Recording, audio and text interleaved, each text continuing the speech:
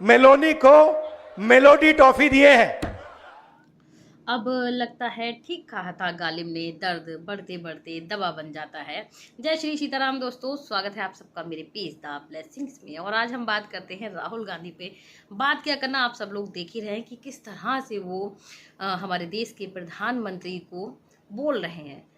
पहले तो आप उनको सुनिएगा, उसके बाद सवाल कीजिएगा, क्योंकि सवाल करना हमारा आपका सबका अपना राइट। इटली की राष्ट्रपति मेलोनी है, उनको नरेंद्र मोदी जी टॉफी खिला रहे हैं। बनाई है हिंदुस्तान के प्रधानमंत्री, इटली के प्रधानमंत्री को मेलोनी को मेलोडी टॉफी दिए हैं।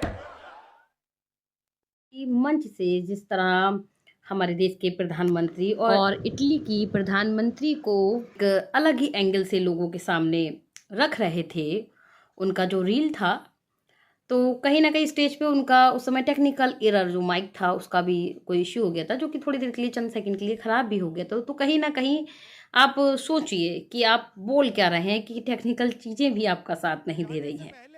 आपको एक नेता प्रतिपक्ष के नाते ये सोचना चाहिए कि आप अपने देश के प्रधानमंत्री, जो देश का प्रतिनिधित्व कर रहा है, जो कि विदेश नीति पर गया है, विदेश नीति, जो कि हमारा जो प्रधानमंत्री होता है, ये कोई भी हुआ, कोई भी पार्टी का जब नेता बनता है तो विदेश नीति के तहत फॉरेन कंट्रीज़ में जाता है, वहाँ समझौते वगैरह करता है, और नीतियाँ कुछ होती हैं जिन पे अपना योजनाएं होती हैं, जिन पे अपना दो देश संधियाँ करते हैं।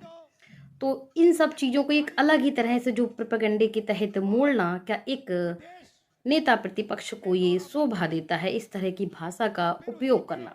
इस पर सोचिएगा दोस्तों, क्या हम आप ऐसा नेता चाहते हैं भविष्य में, जो इस तरह, जो देश की एक तरह से जनता ने जिसे प्रतिनिधित्व सौंपा है देश का, उसी पर प्रश्न चिन्ह कर रहा है, अपने ही देश के प्रधानमंत्री के चरित्र पर एक तरह से, ये जिस तरह इनडायरेक्टली करा गया है, ये किसी तरह से एक कॉमन सेंस भी नहीं है।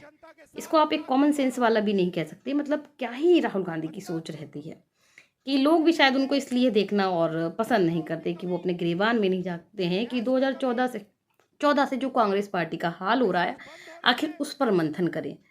वो आज तक उनके पास कोई मुद्दा नहीं बचा है, वो केवल और केवल बस बीजेपी और प्रधानमंत्री मोदी, अमित शाह, राजनाथ सिंह, इन्हीं को बस घेरते आए। और नेता प्रतिपक्ष का चलो काम भी होता है, लेकिन वो मुद्दों पर आलोचना करें, उन चीज़ों में जहाँ गड़बड़ियाँ हैं उन पर बात करें, लेकिन उनके पास मुद्दे नहीं होते हैं। बस संविधान होता है, इलेक्शन कमीशन होता है, कुछ एक मुद्दे होते हैं जिनमें एक दो दिन बोला, देखा भीड़ में ये चल रहा है तो बस उस पर बात कर दी, उसके बाद उन कहाँ है खुद नहीं पता। जो खुद घूमने निकल देते हैं, वो हमारे देश के प्रधानमंत्री पर प्रश्न चिन्ह गड़ रहे हैं, और प्रश्न चिन्ह भी नहीं गड़ रहे हैं, इस तरह की बातें बना रहे हैं अनर्गल, जो कि शोभनीय भी नहीं। चुनाव का स्तर होता है, इंसान का एक स्तर होता है कि उसकी मर्यादा होती है, लेकिन जिस स्तर पे राहुल गांधी गिर चुके हैं, शायद देश की जनता भी उन्हें इस तरह पसंद नहीं करेगी, और कर भी नहीं रही है, कि समझ में ही नहीं आ रहा है कि वो कहना आखिर चाह क्या रहे हैं।